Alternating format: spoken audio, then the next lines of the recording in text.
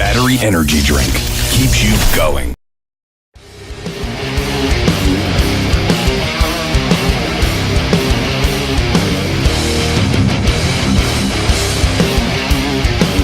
Hey, this is Tom from Metalheadz. I'm here with Thorsten from Berden. How's it going, man? Pretty good, pretty good. I just woke up, but I'm looking forward to the show. Okay, so for our listeners out there who haven't heard of the band yet, just give us a brief intro. We're a 5-piece from Germany. We're making some, I'd say, doomy, sludgy kind of rock music. We're out there since it's for 2 years now, and this is our first tour in the UK, and so far it's been very good. Okay, cool. So your debut album, A Hole in the Shell, came out in Germany last October. Is that right? Exactly. It's just got its European release 3 days ago. It's been getting a really good response from the critics. How important is that to you, and how has the fan response been so far? I find it great that people really seem to react on it, whether it's good or not. And but I must say I've never been that interested in critics. Like when I'm thinking about bands I like now that I got some critic responses about my band, I start to read that stuff. But I was never used to that. Like I was never listening to other people's opinions except my friends and mine. So like this little microcosmos of people who share the same taste in music. That's pretty much where I get my bands from. Most bands, when they name their album, will just pick a song title. Oh yeah, for right. The album. Oh right. So Okay. how come you decided to go? No, I get it. Hole in the Shell? Actually, it is a song title, but it's a song title of the hidden track. Right. So okay. You won't find the name on the album, but we've been thinking about finding a name for this whole thing we try to accomplish with our sound and the songs in Berden. And I don't know, the idea of the song "A Hole in the Shell" just was so precise. Although it's a lot different to the other songs. Like the hit track is very slow. It's like only acoustic, and but still the idea of it, like the whole idea of Berden is like a little bit about the story of the broken man. Like we like the theme of melancholy. We like all that, and the song title and the lyrics behind it pretty much fit the whole thing about Berden pretty good. Okay, cool. So now we know that is the name of the hidden track, After Conflict. Exactly. And for anyone that's not heard the album, it is an acoustic track, which is a bit of a departure from the rest of the album. How come you decided to include it? We just wanted to add another side to Berden. Like we're not a metal band. We don't consider ourselves a metal band, and we wanted to put like an exclamation mark after that we define ourselves as a rock band, and that we love making ballads and slow songs as well.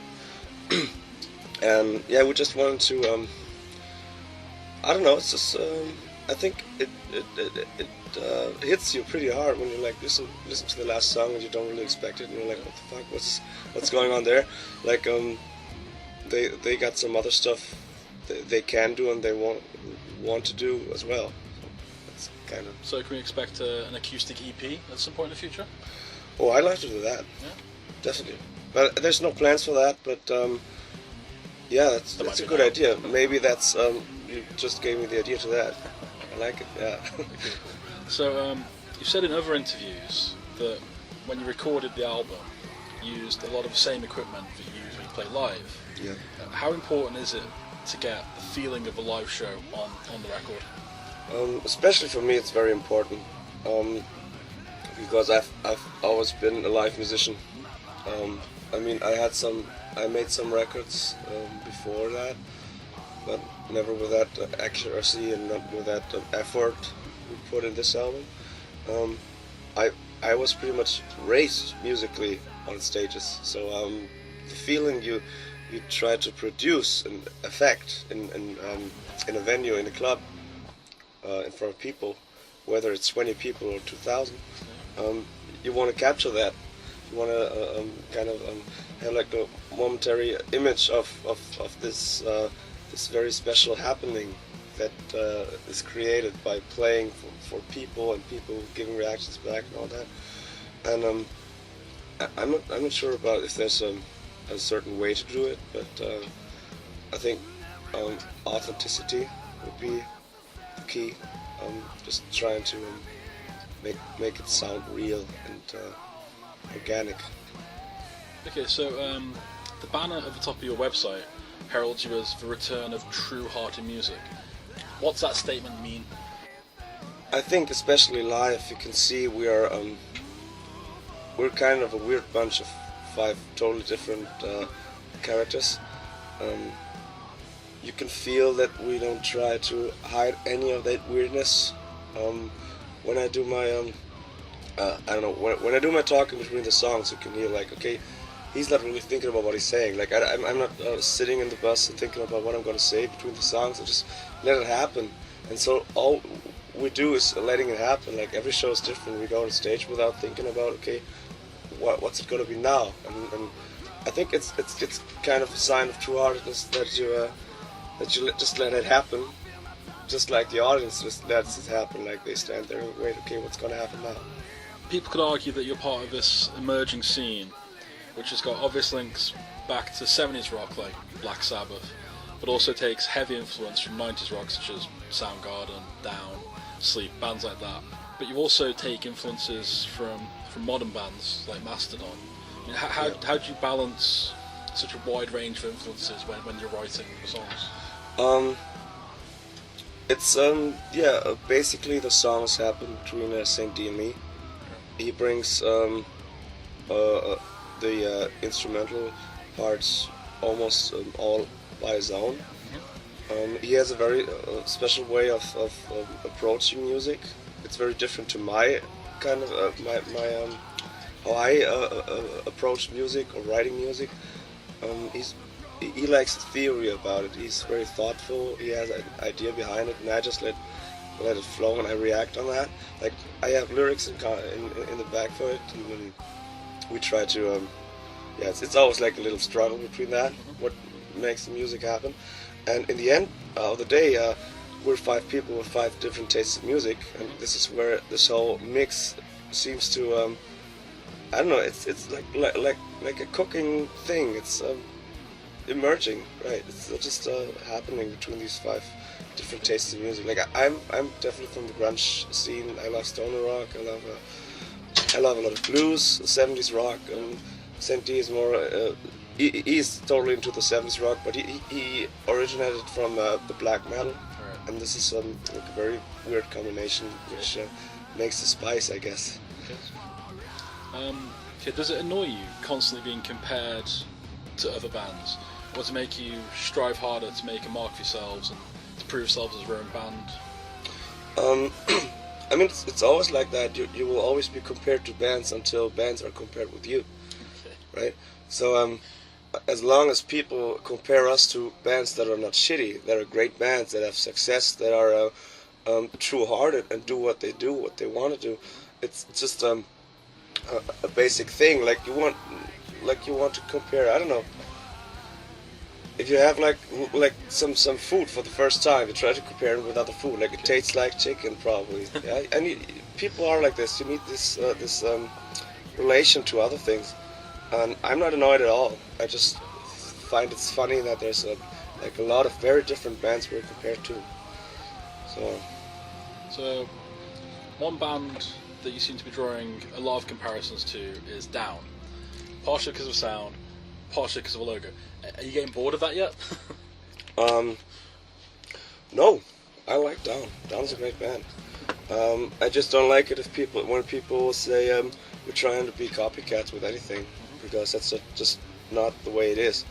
If you listen to the music, to the melodies, to the hook lines, to the way we build the songs, you can see that there's not much left besides I mean, there's not a lot of bands like Down or that sound anything like we do. So that's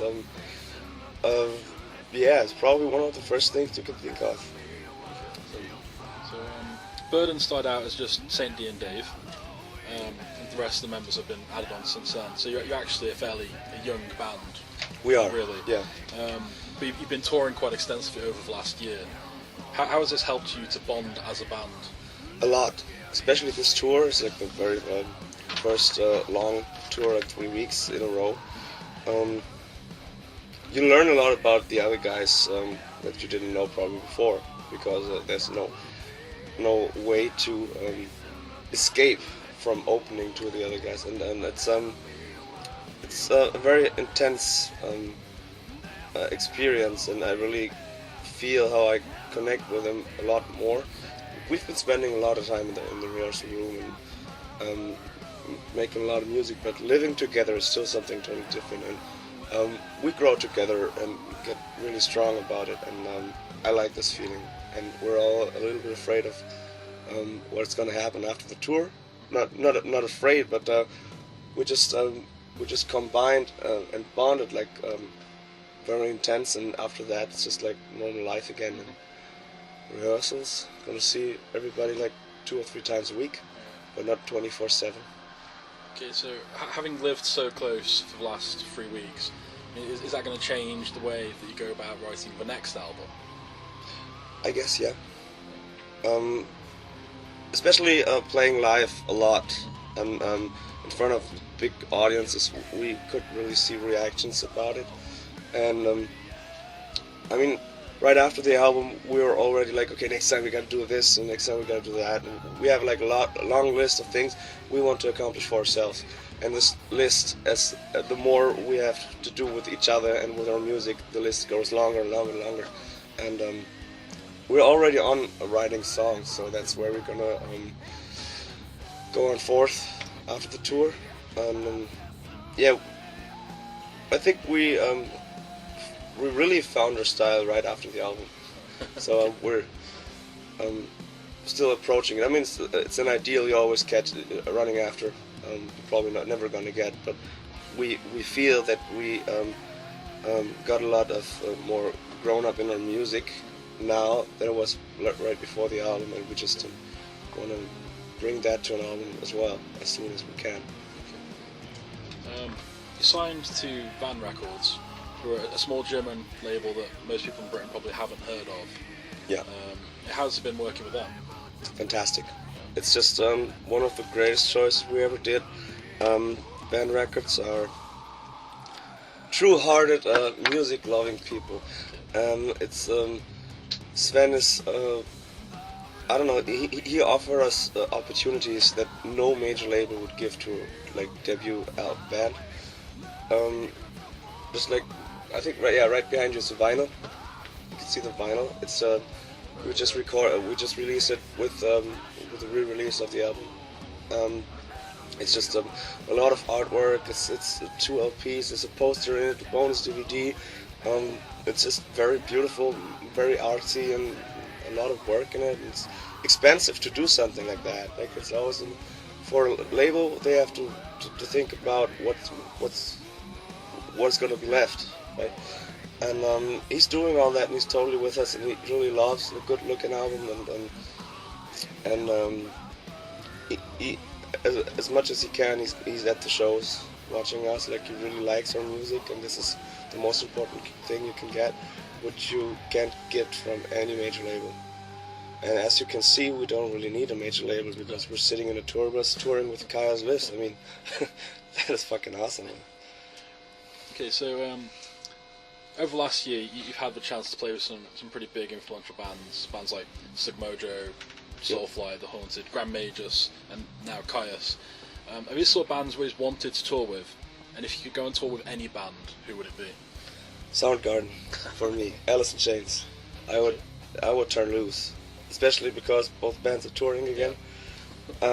This makes me a Mastodon, but which is more of Saint D's like love to play with band. There's a lot of bands we want to play with. I've been listening. I can only speak for myself. I've been listening to Kyuss since I was 15, 16. I'm still too young to to be a part of the era where Kyuss still were together. I think they split up in '95, I'm sure.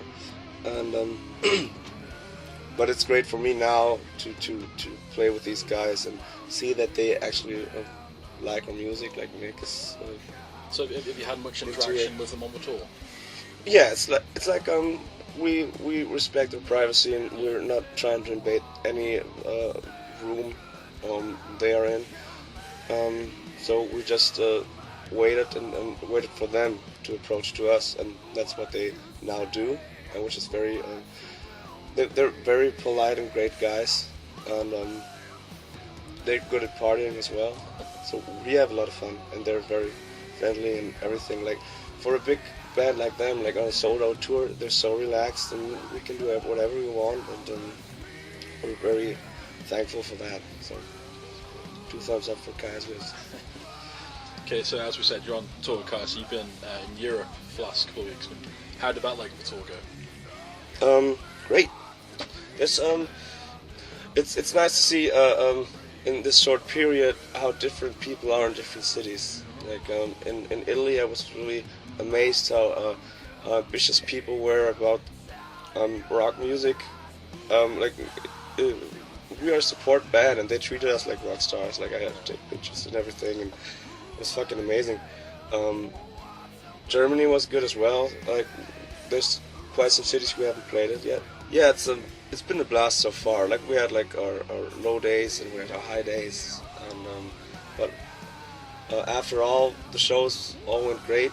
We have had a lot of fun so far, and we still have fun after 2 weeks of just touring, living in a small bus. I mean, it's big, but I'm big as well. I got problems setting up in this thing, but you get used to it, and you get used to the musk and the smell in the clothes, and sometimes the food is good, sometimes the food is not good, but after all, we love it. We just want to stay on tour. So this is your first time in the UK, and you played Nottingham last night. How was that? It was. There were 2 sides to it, because the schedule was very strict, and we played like 15 minutes after the open doors. So the other Europe dates we played like in front of 1,000 to 3,000 people out, and last night we started off with I guess 30 people. So that was kind of a difference, but it showed us that we still can have a lot of fun with 30 people, and it's a good feeling. Like you can see people coming inside more and more, going up front, listening to it, and it's like I had to say the name of the band like after every song, because like there were always like 50 people more. But people were very thankful, very great, and very, I don't know, they were shaking hands, they wanted to buy stuff, and I liked it so far. So let's see how the other UK dates are gonna be. Okay, you said in past interviews that even though you've not done many interviews at this point, you're already getting the same questions asked over and over again. So what kind of questions do you want people to ask you? That's a tough one. Especially this one question I don't want to be asked. No, I don't know. Let me think. I'm not that much into being asked questions anyways. Like I like to talk to people. Like I like to ask questions and be questioned. But I have to learn to work with the whole situation, that are like actually people that are interested in a band sit in our nightliner and ask me questions about us, about me. That's a crazy situation for me. I gotta learn that. But the question I would like to be asked, I don't know. Yeah, the thing I like the question with which band I would tour, because that's a thing I think a lot about. Like I said, with 15, I was pretty sure I want to tour with Kyuss, even if they didn't exist anymore. So that it's happening now. It's great. So what are Burden's plans for the rest of the year? You got any festivals lined up for the summer? We got some festivals. I guess one in Holland, one in Germany. We're still on the booking, so I don't know what is confirmed when we come back. I'm gonna have some new stuff for us. then we're planning a tour in September, our own tour, mostly Germany and Poland. Yeah, let's see what's gonna happen then. I heard that Mastodon are touring. We try to get that. They are, aren't they? So. So yeah, I don't know. Let's just see. There's a lot of stuff that just happens right in the moment, like the whole Kyuss thing. I think we got that information in early January or something like that. So yes. So anything else you want to say to our listeners? Stay away from drugs and He says sitting on tour with Kyuss. wash your t-shirt more often. I don't know. Yeah, just I don't know. Be cool about new bands. Yeah, let it happen, and open your ears and eyes and wait for new guys to come, because it's not easy in the start. So. Thank you very much for your time. I thank you.